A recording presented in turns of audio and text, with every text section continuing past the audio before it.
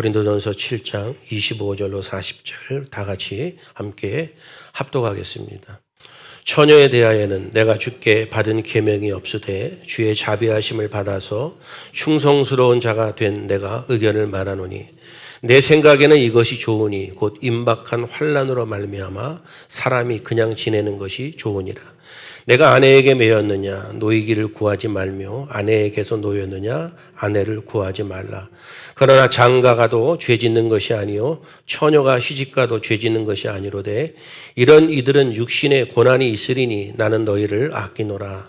형제들아 내가 이 말을 하노니 그때가 단축하여진 거로 이후부터 안에 있는 자들은 없는 자같이 하며 우는 자들은 울지 않는 자같이 하며 기쁜 자들은 기쁘지 않은 자같이 하며 매매하는 자들은 없는 자같이 하며 세상 물건을 쓰는 자들은 다 쓰지 못하는 자같이 하라.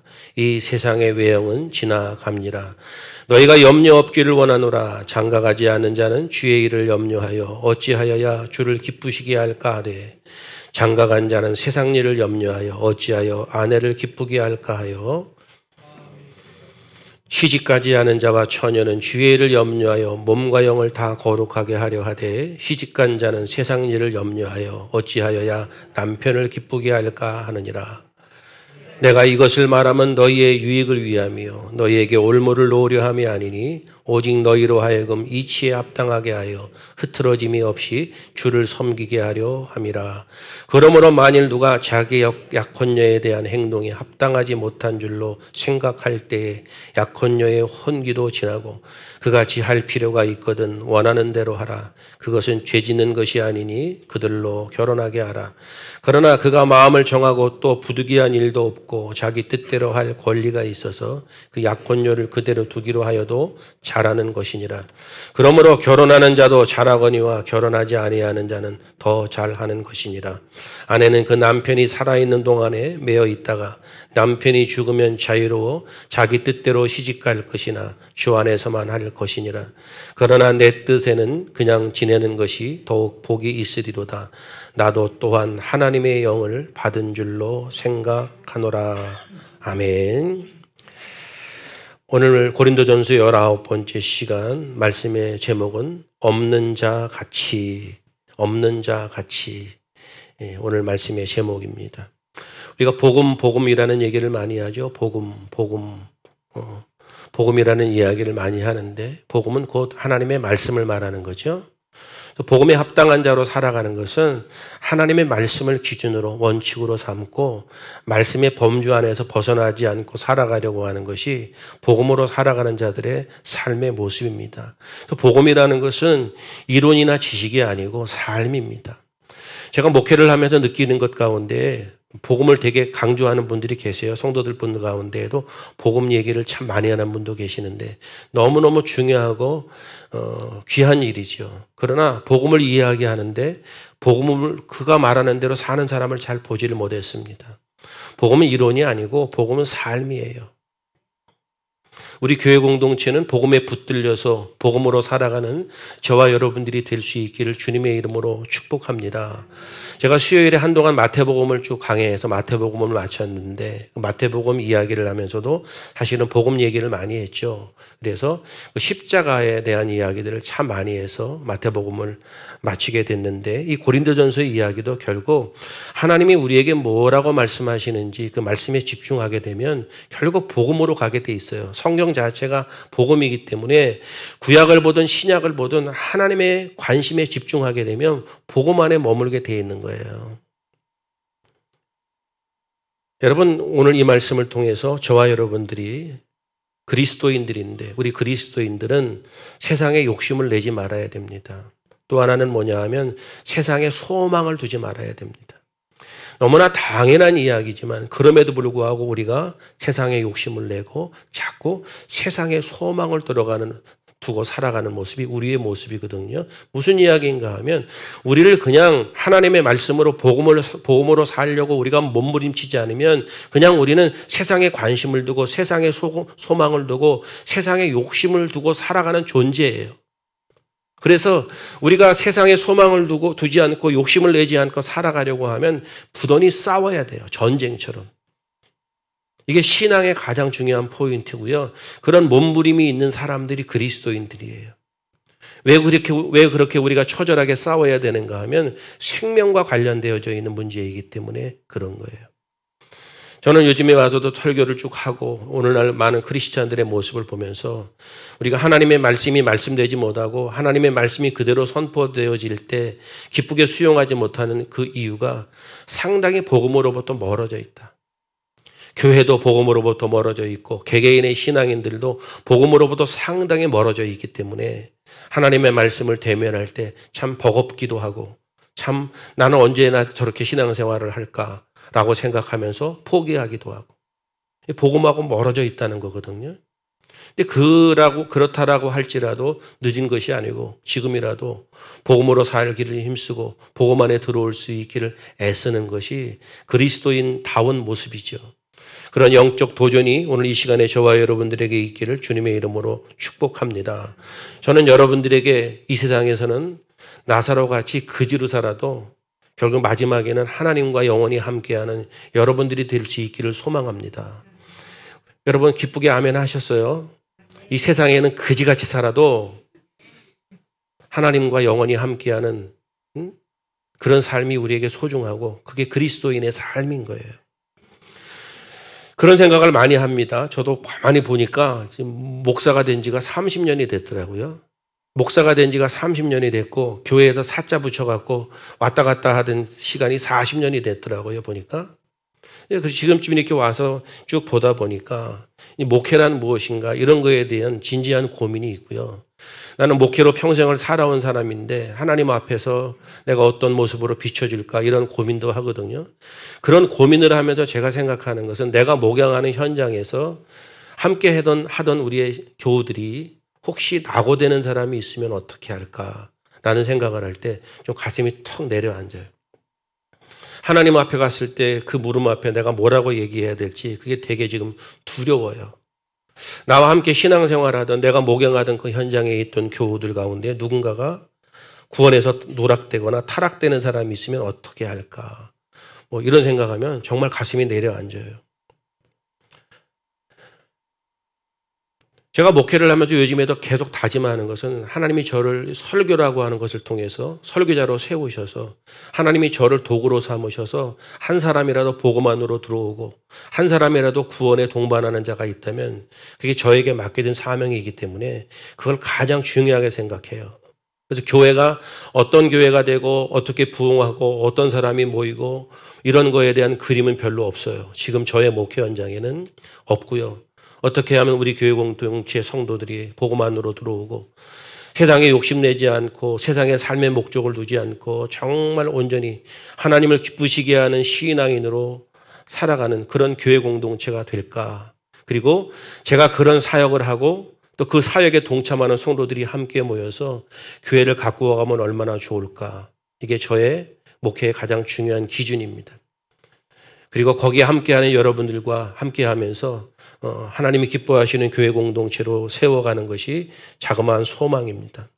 그렇기 때문에 그 복음 안에 들어오기를 힘쓰고 그 사역에 힘쓰는 또 거기에 목적을 두고 있는 저와 여러분들의 마음이 일치될 수 있기를 원합니다.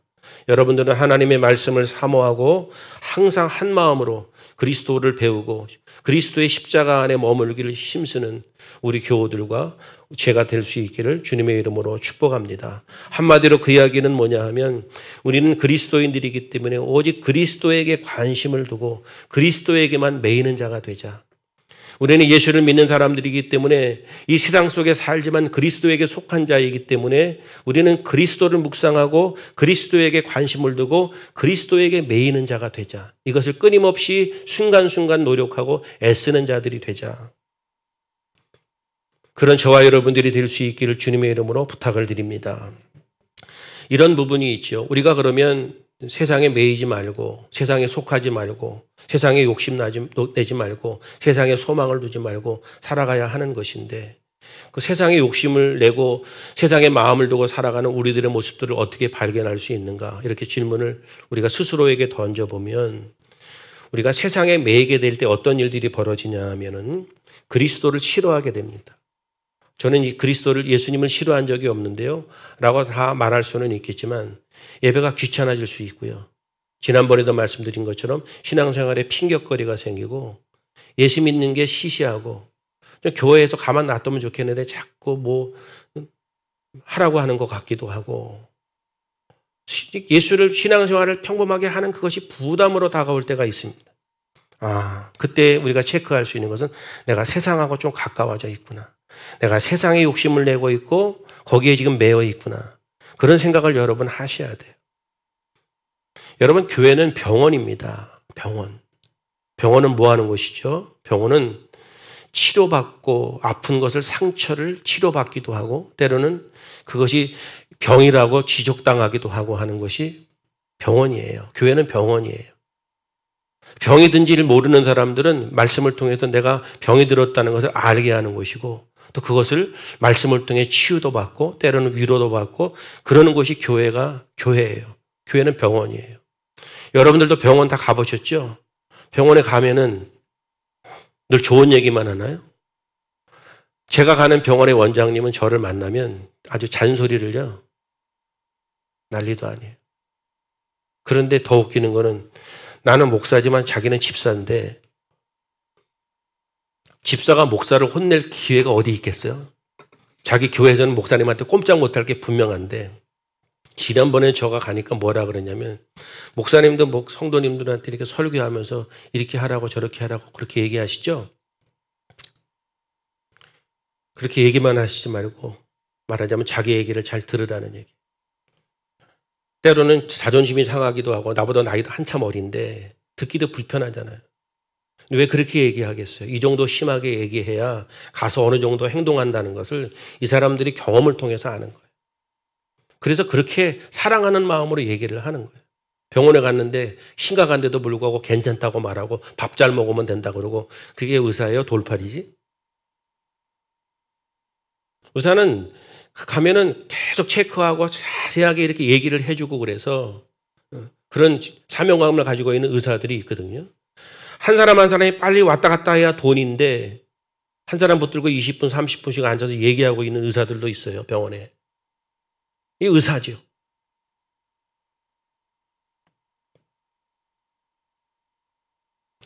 많은 사람들이 신앙생활을 하면서 세상에 매여 있으면 십자가를 귀찮게 생각해요.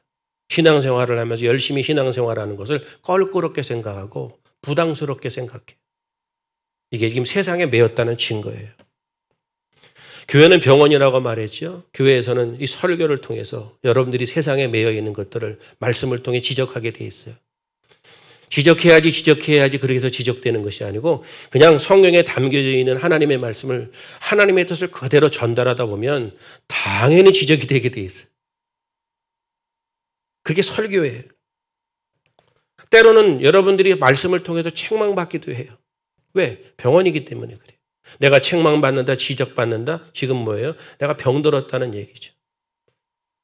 그래서 우리가 병원에 가서 치료를 받고 때로는 수술을 받고 막 이럴 때 가기 싫기도 하고 막 그것이 힘들기도 하지만 잘 치료를 받고 몇 달 지나면 잘 갔다 왔네. 진작 갔다 왔어야 되는데 이런 얘기 우리가 입으로 하거든요. 그게 병원인 거예요.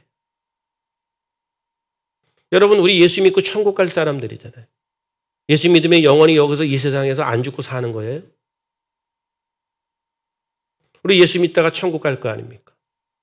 나사로처럼 거지같이 살아도 영원히 주님과 함께하는 것이 우리의 삶의 목적이어야지. 이 세상에서 부자와 같이 사는 것이 삶의 목적이라면 그 그리스도인이 아니라는 거예요. 교회 공동체를 통해서 매주 나와서 말씀 또 시간마다 하나님의 말씀을 통해 때로는 책망을 받고 또 치료도 받고 변화도 되고 이런 과정들이 이 교회 공동체에서 주어지는 일들이거든요. 그런데 어느 날 세상에 매이게 되면 신앙생활이 불편해요. 그렇게 자연스럽고 너무 편하게 여겼던 교회 나가는 일이 불편해.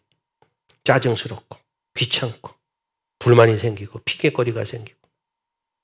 그래서 실제적으로 제가 늘 말씀드리는 것처럼 사람들이 자기 나름대로의 신앙의 패턴이 있는데 오르락 내리락 하는 사람들은 신앙생활 또 열심히 하다가 세상에서 매여 있는 것으로부터 자유하지 못해도 또 거기를 다가가요.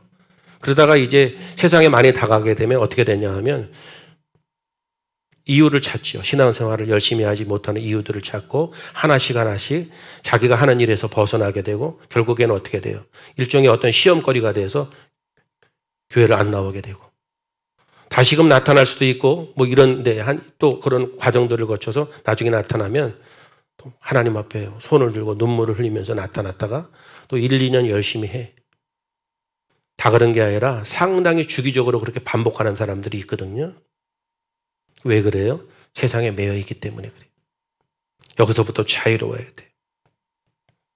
또 복음 안에 머물고 우리 교회는 복음을 붙들겠다라는 이야기는 하나님의 말씀이 말씀되고 말씀을 그대로 전달해야 되기 때문에 때로는 말씀이 나에게 비수처럼 내 살을 찢기도 하고 아픔을 주기도 하고 책망하기도 하고 때로는 위로가 되기도 하고 소망이 되기도 하는데 여러분들은 저 같은 사람이 옆에 가까이 있게 된 것을 감사하게 생각하셔야 돼요. 저는 제가 이렇게 하나님의 말씀을 완곡하게 전할 때에도 그 말씀을 아멘으로 받고 기쁘게 여기는 여러분들과 같이 성숙한 신앙인들을 둔 것을 감사하게 여길게요. 이런 생각과 뜻이 맞아야 이 교회가 우리가 함께 신앙생활하는 이 교회 공동체가 세속에 물들지 않고 경건한 믿음을 지키며 살아갈 수 있는 것이 마지막 때를 살아가는 우리들에게 너무너무 중요한 거예요. 복음을 주장하지 말고 복음으로 살아야 돼요. 복음은 삶인 거예요. 오늘도 이 말씀을 통해서 또 우리가 함께 어떤 부분들에 대해서 책망을 듣고 지적을 받고 어떤 도전을 준다면 그 사실 앞에 감사하셔야 돼요. 하나님의 말씀이 말씀될 때, 말씀이 왜곡되지 않게 우리에게 선포될 때 그 말씀을 통해서 아멘을 하고 다시금 우리가 새롭게 헌신하는 것이 예배예요. 자, 여러분, 오늘 이제 우리 말씀을 통해서 제가 세상에 매이지 말라는 표현을 앞에 지금 서론으로 쭉 하고 있는데 세상에 매이지 말라고 하는 얘기는 뭐냐 하면 세상에 목표를 두지 말라는 거예요. 그리스도인들은 세상에 목표를 두는 사람들이 아니에요. 그리스도인들은 하나님께 목표를 두는 사람이에요. 사도 바울이 지금 이 편지를 통해서 복잡한 이야기를 하는 것 같지만 사도 바울의 생각은 간단해요. 그런데 그거를 비유로 들기 위해서 다양한 설명을 하는데 그 설명 가운데 등장하는 것이 가정의 문제, 이혼의 문제, 결혼의 문제 이런 이야기를 다루고 있는데 그 이야기를 다루고 있는 이유는 뭐냐면 대체적으로 사람들이 거기에 인생이 매이기 때문에 거기에 그것 때문에 사람들이 기쁘고 즐겁고 행복하고 불행하고 다 거기에 매여 있기 때문에 사도 바울이 그 이야기를 들고 나오는 거예요. 그 얘기가 뭔지는 이제 제가 조금씩 얘기를 하도록 하겠습니다. 세상에 목표를 두지 않고 살아가는 것이 세상에 매이지 않는 것이다. 세상에 매이지 않고 세상에 목표를 두지 않고 살아가는 것이 그리스도인들이다. 이거예요. 그런데 문제는 뭐냐 하면 우리가 예수를 믿고 저와 여러분들도 예수를 믿는 사람들이지만 내가 내 수중에 있는 거, 나에게 있는 것을 다 사랑한다는 거예요. 그걸 포기하기가 너무 어렵다는 게 저와 여러분들의 늘 숙제예요. 내가 이거를 사랑하기 때문에 이거 없으면 당장 죽을 것 같은 것들이 우리 주변에 있어요. 돈으로 비롯해서 남편이나 자식이나 또 아내나 내 주변에 있는 것들이 이거 없으면 죽을 것 같은 것들이 내 주변에 있다 이거예요. 하나님의 이름을 부르면서도 마음 한구석에는 뭔가 감춰놓은 것이 있어요. 이거 없으면 죽는 거. 사도 바울이 그 문제를 다루는 거예요. 우리가 성경에 이야기하는 진정한 복을 다룰 때 하나님만이 온전한 복이고 하나님만이 유일한 복이라는 사실을 알고 그것을 붙드는 것이 모든 것이 복이 되는 거예요. 사람들은 그걸 머리로는 알아요. 그럼에도 불구하고 실제적으로는 내 손에 있는 것, 내 수중에 있는 것, 내가 포기하지 못하는 것을 놓지 못해요. 하나님을 사랑한다고 말하면서도 실제적으로는 제일 사랑하는 것들이 따로 있어요. 그런데 이 사실에 대해서 우리는 양심적으로는 알고 있지만 다들 그렇게 살아가고 있기 때문에 그거를 그렇게 심각한 문제로 여기지 않고 묻어두고 살아가는 것이 보편적 그리스도인들의 모습이에요. 오늘 사도 바울이 얘기하는 것 중에 오늘 말씀의 제목처럼 없는 것 같이 인생을 살아라. 이것이 그리스도인이다. 그 얘기를 하는 것이 오늘 본문의 이야기거든요. 아내가 있는 자는 아내가 없는 것 같이 우는 자들은 울지 않는 자같이 기쁜 자들은 기쁘지 않는 자같이, 매매하는 자들은 없는 자같이, 세상 물건을 쓰는 자들은 다 쓰지 못하는 자같이 그렇게 살아라고 얘기해요. 그렇게 살아라고 이야기하는 이유는 뭐냐 하면 31절 뒤에 보면은 이 세상의 외형은 다 지나감이라 이렇게 표현해요. 이 세상의 외형은 다 지나간다. 그러니까 결국 이 세상의 것들은 다 지나가기 때문에 없는 것 같이 살아라는 이야기를 지금 하는 거예요. 이 세상에 있는 외형이라고 하는 것은 어떤 것을 이야기하는가 하면 세상에 있는 것 모든 것 다. 너도 나도 아내도 남편도 자식도 돈도 모두 다 지나갑니다. 우리 아버지도 지나갔어요. 우리 아버지도. 우리 어려서 있을 때 우리 아버지는 영원히 안 지나갈 것 같고, 그랬는데 우리 아버지도 벌써 가신 지가 오래됐고, 우리 엄마도 갔고. 형제가 우리가 1번부터 7번까지 있는데 우리 형제가, 제가 7번이거든요. 1번은 갔어요. 그리고 제 위에 6번도 갔어요. 1번 간 다음에 원래 2번이 가야 되는데 6번이 갔거든요. 순서가 없죠? 지나갔어요. 그런 일들이 우리의 인생 가운데 우리가 상상할 수 없는 일이지만 결국 지나간 거거든요. 사도 바울이 이 세상의 외형은 다 지나간다는 그 얘기는 세상의 모든 것은 다 지나간다는 거예요.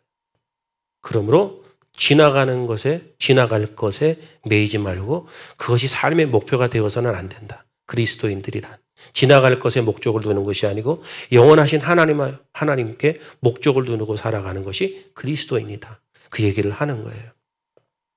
제가 왜 SNS에다가 매주 이렇게 주일에 대한 요점을 조금씩 적으면서 넘어가는데 거기에 제가 이렇게 썼어요.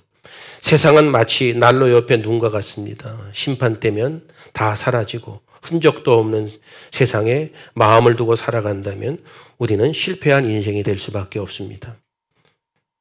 세상은 마치 난로 옆에 눈과 같다. 조금 더 구체적으로 말하면 눈사람과 같다. 난로 옆에 눈사람이 어떻게 돼요? 녹아지겠지요. 다 사라지겠지요. 세상에 마음을 두고 살아가면 결국 세상은 없어질 것이기 때문에 우리의 인생은 실패할 수밖에 없다. 조금 더 한 걸음 더 나아가면 세상에 마음을 두는 사람들은 하나님의 약속에 관심이 없어요. 말로는 다 하나님의 약속을 바라보고 살아간다고 말하지만 실제적으로 세상에 관심을 두고 세상에 매인 사람들은 하나님의 약속에 관심이 없고 오늘 주어지는 현찰에도 관심이 있는 거예요. 이게 인간이에요.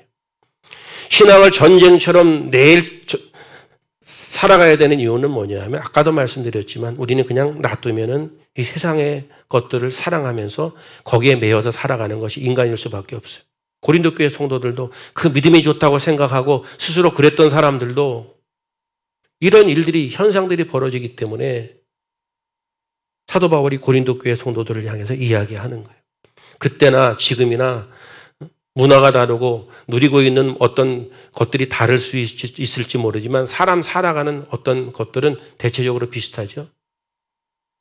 가정을 소중하게 생각하고 남편이나 아내, 자식을 소중하게 여기고 이런 것이 대체적으로 사람들이 살아가고 거기서 행불행을 느끼는 것이 대체적으로 비슷하기 때문에 이제 좀 얘기가 나오겠지만 사도 바울이 그 예를 들어서 설명하고 있는 것이에요. 그래야 좀 더 구체적으로 잘 알아들을 수 있기 때문에. 결혼을 예를 들어도 설명을 하죠. 사도 바울이 하는 얘기는 뭐예요? 또 쭉 보면 사람들이 이런 얘기를 보면서 사도 바울은 결혼을 하는 것보다 안 하는 게 좋다고 말했다. 결혼을 해야 되냐 말아야 되냐. 이게 주제가 아니라고 그랬지요, 제가. 거기에 현혹되면 안 돼요. 그게 주제가 아니고요. 사도 바울이 얘기하고 싶은 게 있어요. 사도 바울은 뭐라고 이제 결혼을 통해서 얘기하는가 하면 결혼을 하게 되면 남편은 아내에게 매이고 아내는 남편에게 매이고 그런 얘기를 하는 거거든요. 그래서 아내에 있는 자는 없는 자 같이 하고 남편이 있는 자는 남편이 없는 것처럼 해라. 그런 얘기를 지금 하는 건데 그 얘기는 뭐예요? 서로에게 매이지 말라 그 얘기를 하는 거예요. 왜? 거기에 매이니까 하나님께 못 매인다는 거예요. 매인다는 의미는 그 사람의 종으로 산다는 거예요. 그 사람에게 예속되어서 산다는 거예요. 그리스도인들은 하나님의 선택을 받은 그 순간부터 주님의 종이고 그리스도에게 속한 자가 됐잖아요. 그런데 사람들이 결혼을 하고 가정을 이루고 그러면 사람들이 착각하는 거예요. 그게 가장 소중한 것이기 때문에 거기에 매이게 된다 이거예요. 오해가 될까 봐 얘기를 해요. 저에게 여러분들이 질문을 할 때 목사님 교회가 중요합니까? 가정이 중요합니까? 그러면 제가 가정이 중요합니다 라고 얘기를 해요. 예를 들어서 우리 권사님이 오늘 오후에 기도 순서라고 그러는데 예를 들어 우리 박병준 집사님이 예수를 안 믿는 남편인데 집에서 빨리 와서 밥 차리라고 소리를 질렀다가 전화 왔어요. 그래서 우리 권사님이 저한테 목사님 어떻게 하면 좋죠? 그럼 제가 뭐라 그러겠어요? 빨리 가서 밥 차려드려요. 기도는 내가 할게. 이게 가정이 더 중요하다는 입장이에요. 그런데 우리가 그렇게 하는 행동은 목적은 어디에 있죠? 하나님께 있는 거예요. 결국은 우리들이 품고 있는 기도의 제목들은 그래 사랑하는 남편을 잘 섬기고 그래서 저 사람도 예수 믿게 하고 복음만으로 들어오게 하고 이런 큰 그림 안에서 벌어지는 일들이잖아요. 그런데 아니 권사님 무슨 얘기에 권사님이 돼갖고 기도 제목인데 남편 밥자리를 주는 게 문제예요? 기도를 하셔야지. 가서 무슨 일이 벌어지더라도. 이런 제가 얘기하는 부분이 뭐냐면 하나님께 온전히 매이라는 개념은 그런 단순한 차원의 이야기가 아니고 궁극적으로 우리의 목적과 가장 큰 가치를 하나님께 두라는 거예요. 자, 결혼을 하게 되면 남편에게 매이고 아내에게 매이고 그 가정에 예속된다. 그러다 보니까 어떻게 됐다는 거예요? 거기에 매이게 되니까 하나님의 종들이 가정의 종들이 된다. 사도 바울의 얘기가 거기에 있는 거예요. 그래서 하나님께 매인 자가 되고 하나님을 기쁘시게 하는 것이 그리스도인의 본분이고 그들에게 목적이 그것인데 그렇지 못한 것을 지금 사도 바울이 얘기를 하는 것이고 실제적으로 많은 크리스찬들이 그런 모습들이 있었다는 것을 이야기하는 거죠. 23절에 보면 너희는 값으로 사신 것이니 사람의 종이 되지 마라. 이런 표현이 있죠. 값으로 사셨다. 피값으로 사셨죠. 이건 뭐예요? 사셨기 때문에 그분이 주인이잖아요. 그리스도가 나를 구속하셨다라고 하는 것은 당신의 피값으로 나를 사셨기 때문에 저와 여러분들은 그때부터 그리스도의 종인 거예요. 그를 깨달은 자들은 그리스도의 종인데 왜 자꾸 하나님의 소유된 자들이 사람의 종이 되느냐, 환경의 종이 되느냐. 그 얘기를 지금 근본적인 이야기를 다루는 거예요. 하나님의 소유가 되었다는 이야기는 어떤 의미인가 하면 옮겨졌다는 거예요. 장소가 옮겨진 것을 의미하거든요. 하나님의 소유된 자로 하나님의 집으로 장소가 옮겨진 거예요. 그런데 그거를 이론적으로는 아는데 사람들이 하나님의 자녀가 되었다고 말하면서 자꾸 집을 뛰쳐나가려고 그러죠. 이게 사람들이 신앙생활을 하면서 세상을 사랑하고 세상을 가까이 하려고 하는 행동 자체가 하나님의 집을 뛰쳐나가려고 하는 태도예요. 하나님이 못 나가게 하잖아요. 우리 양심이나 신앙의 어떤 것들을 통해 못 나가게 하면 어떻게 해요? 환경을 통해서 원망을 하고 불평하고 자기 마음대로 못하니까 우리가 자녀들을 키우다 보면 자녀들이 청소년 시절 때 사춘기 그럴 때 반항하잖아요. 반항의 요점이 뭐예요? 얘기를 별반 복잡하게 막 하고 그러지만 결국은 한마디예요. 자기를 자기가 하고 싶은 대로 하게 놔두라는 거예요. 그거를 이제 똑같은 얘기를 하기가 그러니까 다양한 얘기로 이렇게 변형도 시키고 이렇게 얘기하면 우리 엄마 아빠가 설득당할까 해서 자꾸 머리를 쓰는 거지. 그냥 내용의 본질은 뭐예요? 자기를 자기 마음대로 하게 놔두라는 거거든요. 부모가 그거를 캐치하면 다루기가 쉬워요. 성도들도 신앙생활을 하면서 저같이 목회를 하는 목회자도 오랫동안 이렇게 사역을 하다 보면 다 똑같은 것은 아니지만 성도들에게 어떤 현상들이 보일 때 이유가 뭔지를 진단을 할 수는 있죠. 그런데 다양한 모습으로 등장을 하지만 대체적으로 하나는 뭐냐면 그냥 자기 마음대로 살게 놔두라는 거예요. 그냥 내가 편한 대로 내가 생각하는 대로 예수를 믿을 테니까 제발 나 좀 귀찮게 하지 말라는 거예요. 그런데 문제는 뭐예요? 그게 하나님을 올바로 섬기는 일이 아니기 때문에 그걸 놔둘 수가 없는 거죠. 사람들이 신앙생활을 하면서도 자꾸 힘든 것은 하나님을 믿는다고 말하면서 자꾸 하나님의 손으로부터 벗어나려고 해요. 자기가 편한 대로 예수를 믿으려고 해요. 하나님은 자꾸 우리를 붙드시고 우리는 자꾸 하나님이 가지 못하게 하는 것이 자꾸 가고 싶고 너무 힘들면 그냥 울어버리고 하나님 앞에 원망을 하고 머릿속으로는 그지같이 살아도 나사로같이 살다가 영원히 하나님과 함께하는 인생을 살기를 입으로는 얘기지만 말로는 이렇게 얘기하면서 저 부자가 훨씬 매력적으로 보이는 거예요. 이게 우리의 갈등이에요. 저와 여러분들의 갈등. 그렇죠. 맛있는 거 먹으면 좋고, 좋은 옷 입으면 좋고, 좋은 옷 입으면 좋아요, 여러분. 옷도 다 옷이 아니에요. 저도 싼 양복도 입어보고 비싼 양복도 입어봤는데 비싼 옷 입으면요, 옷이 가벼워. 아주. 그 옷 입으면 설교도 더 잘 나와. 가벼워. 난 세상에서 그랜저가 제일 좋은 차인 줄 알았는데 에쿠스 몰아보니까 에쿠스 한번 누가 몰아보라 그래갖고 몰았다가 내 차 타니까 못 몰겠던데요. 성도들이 그랜저를 사줘갖고 그걸 몰았는데 지금 제가 몰고 다니지 한 12년 된 차 모르는데 세상에 이런 차도 있네. 안 밟아도 나가는 것 같아. 그런데 어떤 집사님이 저보러 본인 에쿠스를 몰아버려갖고 한번 몰아봤더니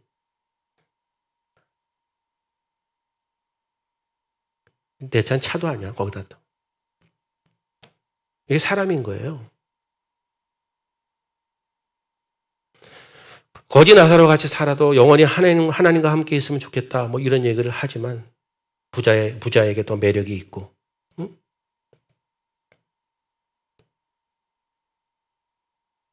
여러분, 우리가 하나님으로부터 선택을 받았다는 것은 하나님이 우리를 옮겨 놓으셨다는 거거든요. 어디서부터? 세상으로부터 우리를 옮겨 놓으신 거예요. 그런데 육을 입고 살아가는 사람들, 세상에 속해 살아가는 사람들은 자꾸 거기가 매력이 있는 거예요. 소돔과 고모라 성처럼 몸은 이렇게 가고 있는데 눈 뒤돌아보고 거기에 있는 거거든요. 결국은 소금기둥이 되는 거죠. 제가 늘 강조하는 것처럼 종말론적 사고를 가지고 살아가야 된다. 그리스도인들은 마지막 때를 알아가야 된다. 왜? 이 세상의 외형은 다 지나가니까. 저를 아주 오래전에 만난 사람들은 아주 젊었을 때 만났잖아요. 어떤 사람은 지금 제가 여기 있는 사람 중에 어떤 사람은 교복 입고 학교 다닐 때 만났던 사람도 있거든요. 아주 그때 얼마나 속 썩였는지 몰라요. 그 세월이 가고 같이 늙어가고 있잖아요. 외형은 지나가는 거예요. 그러니까 종말론적 사고를 가지고 살아가는 사람들은 뭐예요? 그 마지막 때를 보고 살아가는 것이기 때문에 그 마지막 때라는 건 뭐예요? 결국 하나님 앞에 섰을 때죠. 이것이 우리의 삶의 목표고 가장 중요한 삶의 기준이 되어야 되기 때문에 거기에 기준에 맞춰서 그 목적에 맞춰서 우리의 삶을 살아가야 되는데 목표가 거기에 있지 않은 사람들의 삶의 목표는 뭐예요? 다 결혼, 또 하는 자기의 직업, 안 하는 처녀 총각들은 결혼하는 게 목적이고 또 어른들도 하는 얘기 가운데 난 쟤만 결혼시키면 난 할 일 다 했어. 이런 얘기 하잖아요. 우리도 모르는 사이에. 이건 뭐냐 하면 그냥 사람들이 인생을 살아가면서 결혼은 뭐 인륜지 대산이 이런 얘기를 통해서 그게 가장 삶의 중요한 부분이잖아요. 사업을 하는 사람들은 뭐예요? 또 사업이 가장 자기에게 중요하죠. 그리고 그것이 돈 버는 게 목적이 되죠. 결국 뭐예요? 그것이 가만히 들여다보면 자기가 하고 싶은 일, 자기가 하는 일이 잘 되고 뜻대로 잘 풀려서 잘 살고 싶은 것이 사람들의 보편적 생각이거든요. 그거를 사도 바울은 시비를 거는 거예요. 그것이 외형을 따라 살아가는 삶이라고, 그렇게 사는 것은 그리스도인의 본분에서 벗어나는 것이다 라는 얘기를 하는 거예요. 밥도 먹고 좋은 차도 타고 다 그렇게 살지만 그것이 우리의 삶의 목적이 되어서는 안 된다. 그건 지나갈 것이기 때문에. 사람들은 거기에 목적을 두고 살면서 포장은 그럴듯하게 해서 마치 하나님께 목적을 두며 살아가는 것처럼 살아가는데 고린도 교회 성도들이 그랬고요. 실질적으로 가만히 사람들의 인생사를 들여다보면 저를 비롯해서 다 누구나 정신 똑바로 차리지 않고 전쟁처럼 살아가지 않으면 육에 따라 살아가요. 부자가 더 매력이 있는 거야. 마태복음 24장에 보면 예수님이 세상 마지막 때의 모습을 노아의 때로 비유하는 장면이 등장하죠. 거기 보면 잘 아시는 것처럼 먹고 마시고 장가들고 시집가고 뭐 이런 얘기예요. 그리고 그것이 노아 홍수의 심판의 원인이 되는 거예요. 그것이 어떤 의미인지를 모르는 사람들은 시집가고 장가가고 뭐 이렇게 사는 게 뭐 심판의 원인이 돼라고 얘기할 수 있지만 그 이유가 뭐예요? 세상 사는데 정신 팔려서 하나님의 약속을 기억하지 못한다는 거예요. 하나님이 삶의 목표가 되지 않고 기준이 되지 않는다. 뭐 때문에? 세상 사는 일에 너무 팔려서. 거기에 마음과 모든 것이 다 거기에 빼앗겨 갖고 그렇지 못하다. 먹고 마시고 결혼하는 것이 하나님의 약속보다 중요하다. 그게 노아 홍수가 일어나게 된 그 시대의 모습이기 때문에 마지막 때가 그와 같을 것이라는 것을 마태복음에서도 이야기하는 거예요. 하나님의 약속보다도 세상살이가 더 중요하게 여기는 것. 세상 사는 일이 너무 바빠갖고 마지막 때를 잊어버리는 것. 그 심각하게 생각하지 못하는 거예요. 신자가 마지막 때를 준비한다는 것은 뭐냐 하면 모두 기도원에만 파묻혀 있거나 늘 교회만 나와갖고 매일 교회 와서 봉사하거나 그런 차원의 이야기가 아니고 무엇을 하든지 늘 주님을 기억하고 생각의 출발을 주님께 두라는 거예요. 이것이 그리스도인의 모습이라는 이야기를 하는 거예요. 그런데 사람들은 대체적으로 인생을 살아가면서 결혼을 하면 결혼에 매이고 육신을 입고 살아가면서 목구멍도 포도청이라고 먹고 사는 일에 매여 있고 뭐 그렇게 살아가는데 사도 바울이 그 이야기를 지적하는 거예요. 결혼을 하면 또 거기에 매여 있고 자식을 낳으면 자식에 매이고 사업을 하면 사업에 매이고 그런 이야기를 하기 때문에 만약에 하나님보다 가정에 남편에게 매이고 아내에게 매인다면 결혼하지 말라 그 얘기예요. 그런데 또 그렇게 얘기할 수 없는 것은 결혼을 하지 않으면 그것 때문에 다른 것에 매일 가능성이 높은데 그러면 결혼을 해라 이거예요. 가장 중요한 포인트가 어디예요? 하나님께 매여라 이거예요. 그런데 실질적으로 사람들이 세상의 육신의 것들이 본능적인 것들이 되게 무서워요. 거기에서 원칙을 지키고 자기 중심을 찾는다는 게 너무너무 어려워요. 예를 들면 이런 거예요. 지금 우리 교회도 보면은 다 자식들을 다 이뻐하고 그러지만 정말 자식을 끔찍하게 여기는 사람들이 있잖아요. 이뻐도 너무 이쁘니까 내 자식이. 내가 걱정되는 건 뭔지 아세요? 잘 들으세요. 제가 걱정되는 거는 걔가 시집 가거나 장가 가서 새끼만 하나 나오면 난 큰일 났다고 생각해. 왜냐하면 자식이 아픈 거하고 손주가 아픈 거하고는 차원이 달라요. 자식이 아프면 지가 알아서 병원에 가면 되겠지 이렇게 생각하는데 손주가 기침만 콜록한만 해도 계속 점검해. 괜찮냐고. 큰일 났어요. 이제 김정 원사님도 지영이 시집 가고 나서 애 낳으면 큰일 났다니까. 모든 부모들이 다 그렇죠. 저희들도 그렇고. 이 자식에 대한 어떤 것도 여러분 너무나 당연한 거지만 본능인데 이것이 사람들이 거기에 매이게 되는 이유가 되는 거예요. 사도 바울이 거기까지 지적하는 거거든요. 그리스도인은 하나님께 매이는 자가 되는 것이지 남편에게 매이고 자식에게 매이고 가정에 매이고 자기 하는 일에 매이고 그런 것은 그리스도인의 본분의 모습이 아니다. 왜? 그게 목적이 아니니까.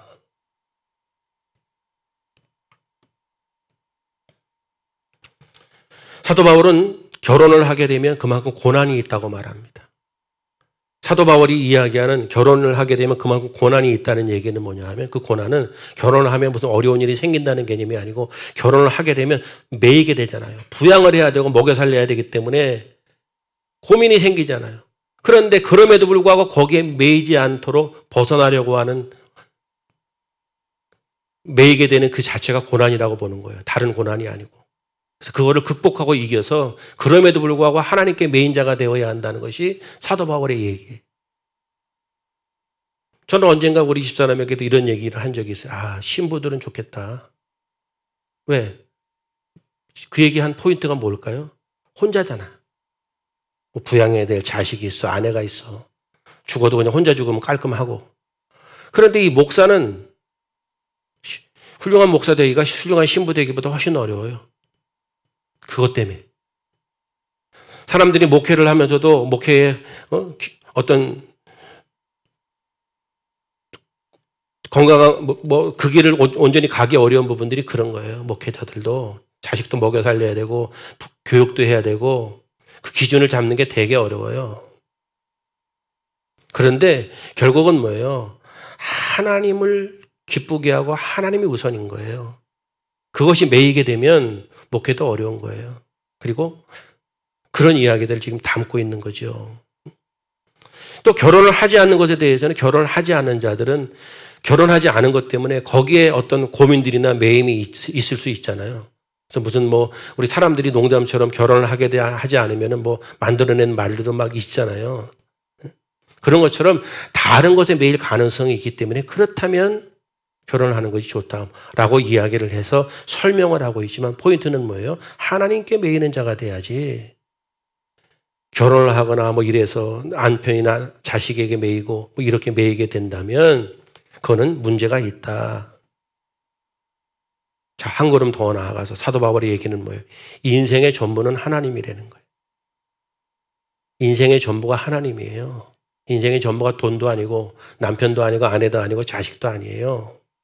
인생의 전부는 하나님이래요. 이거예요. 이것을 목표로 두고 살아라. 이거를 절대로 놓치지 말아라. 왜? 하나님이 우리를 선택하셨다는 것은 당신의 피값을 주고 우리를 사셨다는 거예요. 장소를 옮겨놨다는 거예요. 그 안에 머무르라는 거예요. 하나님의 종이라는 거예요, 우리는. 그렇게 사는 것이 우리에게 복이라는 거예요. 궁극적으로는 모두가 잘 되는 길이 거기에 있다는 거예요. 사람들은 육의 몸을 입고 살면서 자꾸 거기서부터 벗어나서 하나님이 정해놓은 그 장소에서부터 이탈하려고 하는 것이 사람들의 본능이고 죄성이라는 거예요. 그렇게 신앙생활을 잘하던 자가 결혼을 하니까 가정에 집중하게 되면서 신앙생활이 흐트러진다. 이런 현상들 보신 적이 있죠. 저도 많이 봤어요. 그렇게 그냥 신앙생활을 잘하다가 다 하나님이 기회를 주셔서 또 어떤 일을 하게 되면 그 일에 너무 빠져서 하나님을 섬기고 신앙하는 일에 등한시하게 되거나 이런 일들이 사실은 실제적으로 많지요. 하나님보다 자식을 기쁘게 하고 하나님보다 아내를 기쁘게 하고 남편을 기쁘게 하고 그렇다고 그것을 최선을 다해서 살아가는 삶을 살아간다면 사도 바울은 그렇다면 결혼이 그렇게 당신을 매이게 한다면 하지 말라는 거예요. 그런 측면이에요. 포인트가 어디에 있느냐 그 얘기를 하는 거예요. 우리가 흔히 목회를 하면서 경험한 것 중에 이런 표현이 있어요. 청년들의 신앙을 믿지 마라. 저는 어떤 그런 얘기들에도 100% 수용을 하지는 않지만 저도 어느 정도 동의해요. 청년들은 변화무쌍하거든요.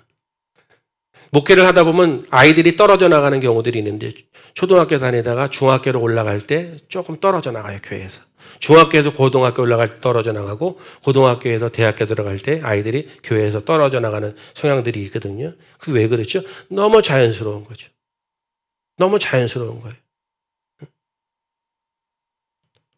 왜 그렇죠? 환경이 바뀌게 되니까 환경에 휩쓸려 가는 거거든요. 우리 청년들도 보면 얼마나 헌신적인 청년들이 많이 있잖아요. 교회 생활하다 보면 헌신적인 청년들도 있고 대단한 신앙을 가졌던 사람들도 있는데 신기하게도 결혼을 하고 나서 그 믿음이 어디 갔는지 찾아보기 어려운 사람들이 꽤 생겨요. 제가 예전에 사역을 하면서 어떤 청년이 저에게 목사님 결혼합니다. 그래? 잘 됐네. 그래 인사시키고 결혼을 언제 하는데 목사님이 좀 주례를 해 주시면 좋겠습니다. 그래. 당연하지. 주례를 했어요.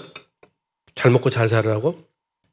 그리고 그 신혼여행 갔다 와서 인사를 했어요. 그래 이제 앞으로 신앙생활 잘해. 그랬죠? 그 다음 주부터 안 나와요. 조사 들어갔지. 여자친구가 천주교 신자래. 그때부터 천주교 가서 앉아 있는 거야.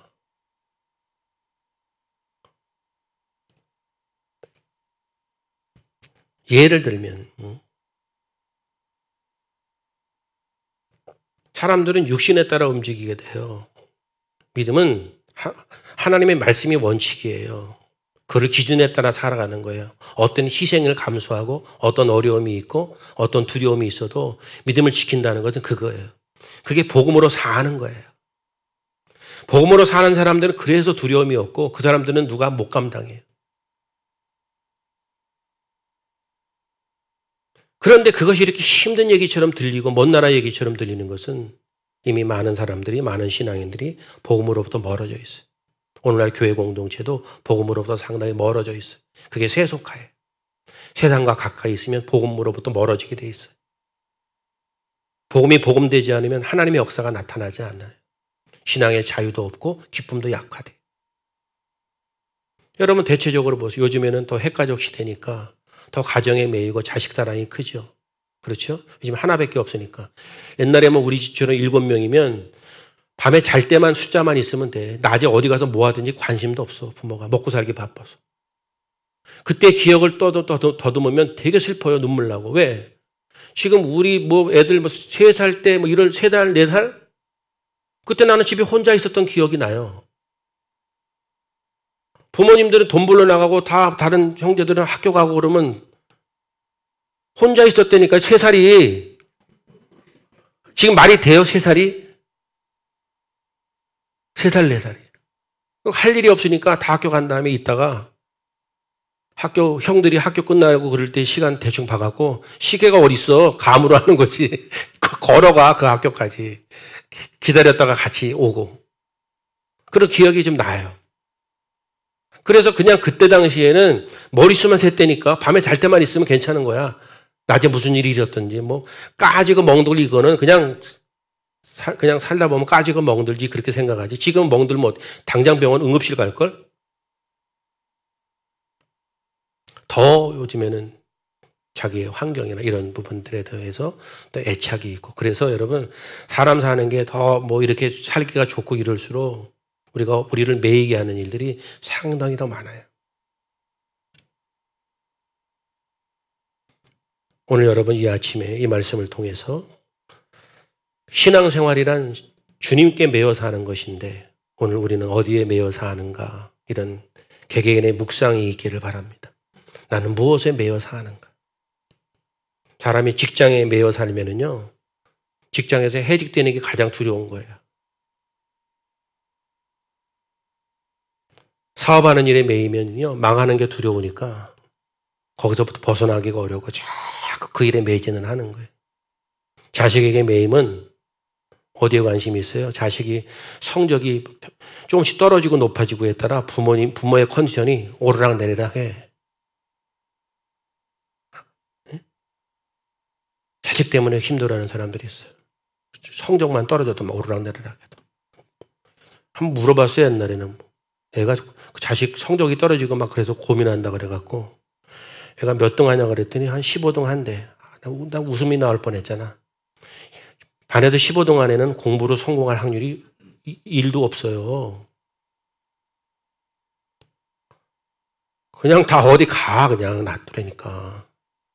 공부로 성공할 확률이 있는 애들은 공부가 취미야. 공부하지 마라 그래도 또 놔두면 공부하는 거야. 그런 애 아니면 공부하고 성공하기가 어려워요. 너무 고민하지 말라는 거예요. 자식에 매이게 되면 어떻게 돼요? 모든 게 그렇게.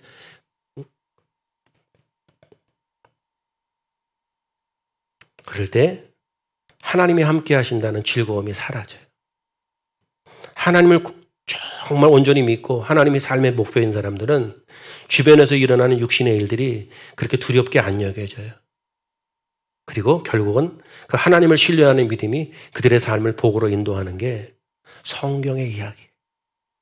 복음으로 산다는 것이 힘든 것처럼 여길지 모르지만 그 복음 안으로 들어가면 내가 노를 안 져. 주님의 은혜가 나의 삶을 이끌어가는 거예요.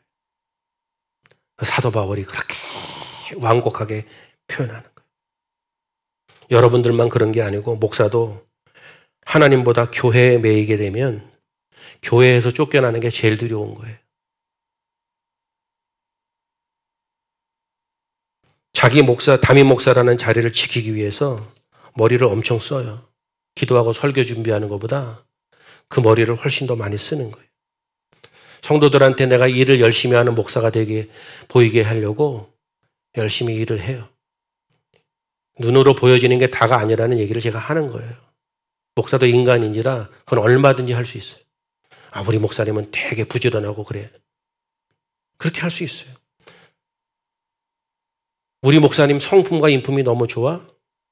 그것도 그렇게 보이게 할 수 있어요. 가식으로 위선으로 그렇게 할 수 있다 이거예요. 계속 같이 사나?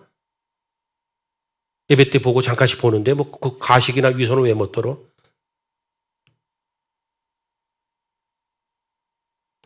우리 목사님은 공부를 많이 하셔서 많이 배웠어.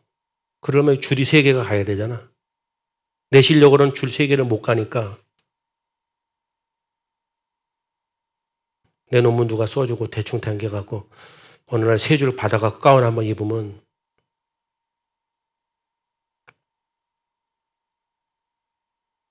제가 얘기하는 포인트가 뭐예요? 뭐 그 자체를 뭐라 그런 것보다 하나님보다 교회에 매이게 되면 그럴 가능성이 있다.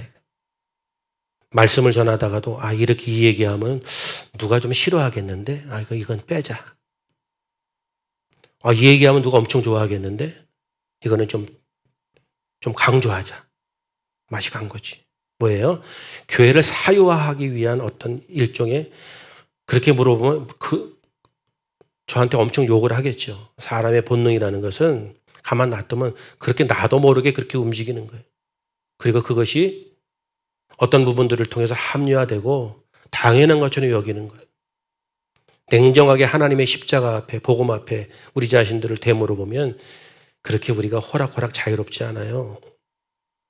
그래서 하나님의 말씀이 복음이 두렵고 무서운 거예요. 우리 모두가 그런 믿음을 갖기를 주님의 이름으로 축복합니다. 하나님 외에는 매이지 마라. 목사는 목사라는 직책에도 매이지 말고 다른 직분자는 직분이라는 직책에도 매이지 말고 하나님께 매여라. 나는 정말 하나님께 매여서 살고 있는가?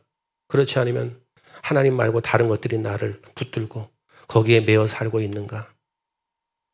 그렇다면 빨리빨리 그걸 잘라내고 주님만을 사랑하는 것이 우리의 인생의 가장 복된 길이다.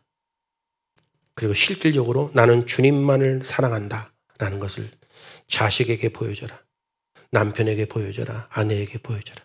내 주변 사람들에게 보여줘라. 특별히 나는 주님만을 사랑한다는 것을 자식들에게 보여주셔야 돼. 그것이 어떤 가르침보다도 결국은 그 아이들이 믿음의 자리로 들어오는 유일한 길이에요.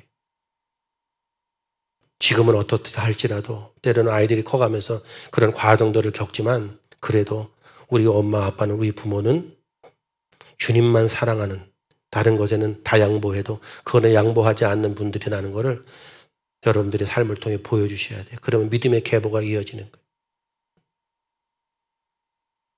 제 자랑처럼 여기서도 제가 그 얘기를 하려는 생각이 없는데 일부부터 자꾸 저한테 그런 마음을 주는데 저는 아이가 둘이 있잖아요.